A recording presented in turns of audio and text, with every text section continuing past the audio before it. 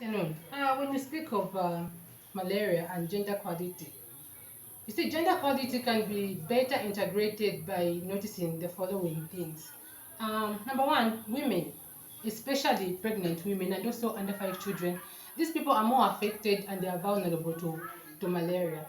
Number two is pregnant women with malaria. These people, they are more prone to complications such as low birth weight during deliveries. Then there is anemia, there are miscarriages and abortions due to malaria. So as a result, they are supposed to be involved fully in malaria elimination and control. See, few children, especially, okay, let me speak of adolescents. These people, they have little access to ITNs, hence they are even more affected. Then illiteracy levels are more in women, especially in rural areas in Zambia. Hence, training of CBVs in malaria prevention, treatment, and control should be involved, or should I say, we should involve more women to be trained as CCAs or ICCMs, and these people should be involved in. They should be involved in almost all malaria committees in rural areas. I think that's what I can say about gender equality and malaria. I am Venon Hamwende, Malaria Elimination Officer for Mpika. I just want to tell you about the Malaria Day commemoration for this year and what we are addressing. So this year's theme is hinging on having equity, in as much as we try to put into perspective the gender aspect as well as human rights. So from the time we started this project with support from Malaria Partners Zambia, Pika District Health Office has been enjoying support from Malaria Partners Zambia, where we have trained community health workers and we have put into consideration the aspect of gender, where our community health workers were drawn from all walks of life, and we tried to balance, of which we were using the ratio of 50-50, that is 50 males, 50 females, and as a district we have enjoyed this, and it is yielding results. And from the results that we are getting, we have seen the inclusiveness of our community health workers who have worked selflessly, and they are trying to address the issues that are in the community. Therefore, this year's World Malaria Day theme resonates well with what we are trying to achieve, or rather fight as a district. And as government is also trying to address this issue and trying to bridge the gap of gender mainstreaming, where we have all these people brought on board and they are trying to address all these things in the communities where they are. And we have seen this through the acceptance from the community. Thank you very much, and thank you for your time. Right. As Zambia, there should be a deliberate effort to understand that actually the Zambian government has not done so much in relation to malaria prevention and control in involving our female counterparts. In this, we can see it in the way the malaria burden is in Zambia. You'd realize that actually malaria affects more women and children than any other gender in our community. But in terms of efforts that have been put to put our women in front of the fight, it has been very difficult. Therefore, as a country, there should be policies that should be put in place which can be supported by even other well-wishers as well as partners who can come forth to support this fight in relation of in engaging our women to be part of this fight. When we look at the malaria burden, of course, women are more affected.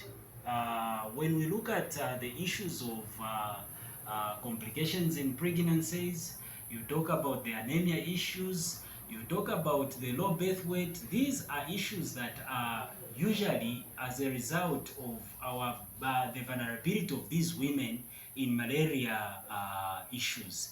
But looking at the enrollment of these CBVs, or people that are involved in the malaria fight, more especially in rural Zambia, you'd realize that there are very few women that have been trained as CBVs to handle the issue of malaria. Meanwhile, if we were to engage these women, it would be more beneficial to the community as opposed to just these I know. Tuletasha kuli ba Rotary pamilimo mbere okutusambirisha okwafirisha community yesu okubichefya obulwere bwa malaria. Tuletasha pakaramba okuti milimo yabo ngatwadira mukwaye. Gender equality can be integrated in noticing the following. From the look of things, you would notice that women, especially pregnant women and under fives, are more affected by malaria. And you would also notice that pregnant women with malaria are more prone to complications such as low birth weights, especially during their deliveries, such as anemia, miscarriages, abortions due to malaria.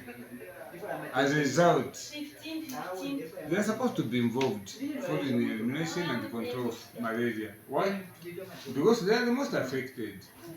Then we only look at the children, especially adolescents. They have little access to ITNs, and they are more affected. So I feel strongly that women, especially those that are in the remote part of Zambia, should be involved in malaria elimination and control. They should be involved also in the trainings. Talk of the trainings for CCAs, community-based agents, talk of ICCM community health workers, those that issue malaria treatments. The women should be involved because they are the most affected. So this is how I look at it, and I feel strongly that we can end malaria if these cadres are fully involved. Thank you for that question. Hi, I'm Namasi Kunawa from the Rotary Club of Lusaka, and I volunteered on the Malaria Project. In the fight against malaria, the intersection of health, equity, gender equality, and human rights play a crucial role. At the heart of this battle lies the fundamental belief that every individual, regardless of their gender, socioeconomic status, or geographic location, deserves access to quality health and the right to live a healthy life. Free malaria. Malaria ends with me. By leveraging its resources and networks, Rotary has the power to amplify its impact and drive meaningful change. Whether it's through fundraising, advocacy, or capacity building, Rotary can promote health, equity, gender equality, and human rights within malaria prevention and treatment initiatives. Together, let's continue to work towards a future where everyone has the opportunity to lead a healthy and fulfilling life, because when we prioritize health equity, gender equality, and human rights, we move one step closer to the world without malaria. Malaria ends with me. Very thankful to Rotary and their partners to come and teach us how to eliminate malaria in our communities. Since 2021, malaria pandemic was very high. Now it has lessened due to Rotary support. And we are very much thankful that we really congratulate for the work done. Malaria now shall end with us. Thank you so much. Hey everyone, remember me, Temwani, from the Partners for Malaria Free Zambia project. And I am so excited to be chiming in for this year's World Malaria Day, with a theme that hits so close to home: health equity, gender, and human rights. Wow, now that's a mouthful. But before we delve into all that seriousness, let me tell you a story.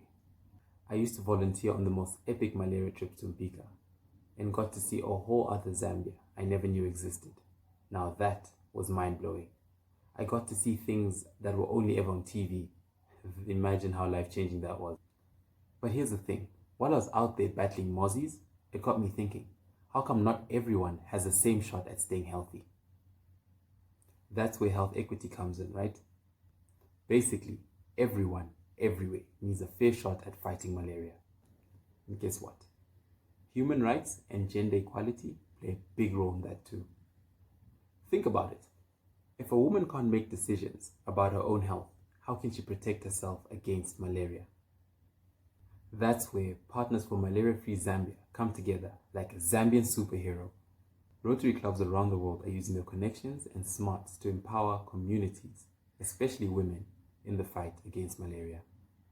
They're also making sure that everyone has the nets, medicine, and access to knowledge they need to stay healthy. Pretty cool, right? So here's the question, fam. How can Rotary do even more? I believe with all the amazing Rotarians all around the world, the sky is the limit. Think sharing resources, creating awareness, and getting everyone involved. Together, we can make sure everyone has a fighting chance against malaria. No more mozzie misery. Let's keep the fight going. Don't forget to check the Malaria Partners International website and social media pages for more information on how you can get involved. Until then, cheers from Zambia.